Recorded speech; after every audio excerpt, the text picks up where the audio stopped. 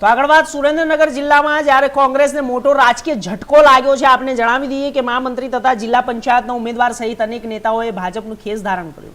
મળતી માહિતી મુજબ જિલ્લા કોંગ્રેસના મહામંત્રી વિક્રમ રબારી સહિત પાટડી નગરપાલિકાના કુલ 8 ઉમેદવારો પણ ભાજપમાં જોડાયા।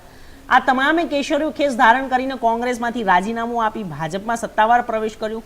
ભાજપમાં જોડાયા બાદ વિક્રમ રબારીએ જણાવ્યું કે તેઓએ ભાજપની નીતિઓ અને વિકાસ ने साथे आगळ વધશે અને બીજી તરફ ભાજપ જિલ્લા પ્રમુખે સંકેત આપ્યા છે કે આગામી સમયમાં સુરેન્દ્રનગર મહાનગરપાલિકા જિલ્લા પંચાયત અને તાલુકા પંચાયતમાંથી પણ વધુ કોંગ્રેસના નેતાઓ ભાજપમાં જોડાઈ શકે છે। વડાપ્રધાન નરેન્દ્ર મોદી સાહેબની વિકાસની રાજનીતિ પ્રેરિત થઈને કોંગ્રેસના દમદાર યુવાન મહામંત્રી ભાઈ વિક્રમભાઈ, એમની સાથે નગરપાલિકાના 8 સદસ્યો, તાલુકા પંચાયતના 2 સદસ્યો અને પોતે વિક્રમભાઈ એ સવલા જિલ્લા પંચાયત સીટના ઉમેદવાર છે। આ તમામ મિત્રો આજે કેસરીયો ખેસ ધારણ કર્યો છે। એવું ચોક્કસ કહી શકું કે પાટડી વિધાનસભામાં હાલ કોંગ્રેસ મૂતપાય બની રહી છે, ત્યારે હું વિક્રમભાઈ અને એમની ટીમનું અહીં સુરેન્દ્રનગર જિલ્લા ભાજપ વતી સ્વાગત કરું છું। હાલ એની ગણતરી ચાલી રહી છે, પણ અમારા અંદાજ મુજબ 2 થી 3 સીટો બિનહરીફ થવાના એંધાણ છે। સૌ પત્રકાર સાથીઓને પ્રણામ, નમસ્કાર।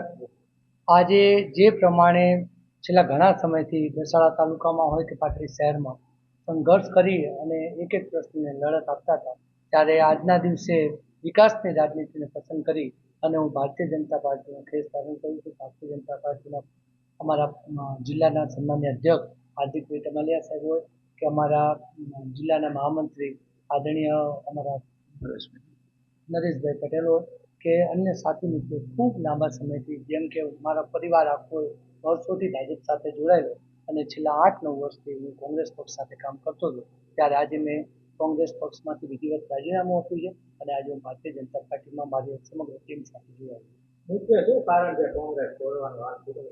મુખ્ય કારણ એ જ છે કે જે પ્રમાણે સમગ્ર વિસ્તારમાં વિકાસના કામોને અથવા તો ખેડૂતો, વંચિતો અને શોષિતોના પ્રશ્ને અમારે અવારનવાર લડત કરવી પડતી હતી, અમારે સંઘર્ષ કરવો પડતું હતું। જ્યારે જનજનનો અવાજ અને દેશના વડાપ્રધાન આદરણીય નરેન્દ્ર મોદી સાહેબના નેતૃત્વમાં અને ભૂપેન્દ્રભાઈ પટેલ સાહેબના નેતૃત્વમાં જ્યારે વિકાસની રાજનીતિ ભારતીય જનતા પાર્ટી કરી રહી હોય, ત્યારે એનાથી પ્રેરાઈ અને આજે અમારી સમગ્ર ટીમ ભારતીય જનતા પાર્ટીનો ખેસ ધારણ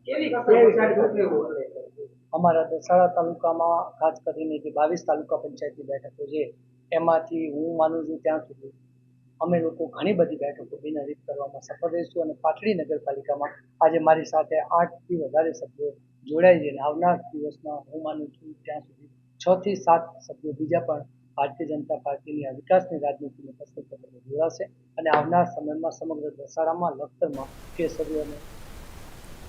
તો હાલ સમાચારોમાં સમય થયો છે વિરામનો। વિરામ બાદ ફરી મળીશું, ત્યાં સુધી